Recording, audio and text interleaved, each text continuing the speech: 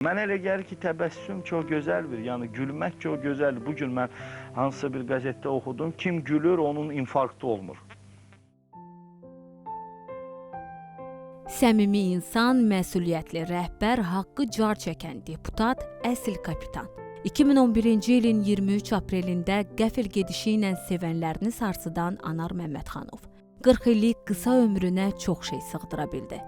Bakı Şən və Hazır Cavablar klubunun prezidenti, Bakılı Oğlanlar komandasının kapitanı oldu. Bu komanda ilə 20-ci əsrin çempionu olmağı bacardı. Anar Məmmədxanov səhnədə yumorla təqdim etdiyi hadisələrin reallığı ilə üz-üzə gəlməkdən də qorxmadı. Çıxış etdiyi zallarda yumor səhnəsi yaratmaqla yanaşı, parlamentdəki masasını da sanki ədalət səhnəsinə çevirdi. Xalqın səsi oldu. Bəxş etdiyi gülüş nə qədər içdən idisə, əbədiyyətə qovuşduğu gün yaratdığı kədər də bir o qədər dərin oldu. Həmişə xatırlanacaq, ürəklərdə yaşayıb gülüşlərdə doğulacaq şəxsiyyət. Dərin ehtiramla anırıq.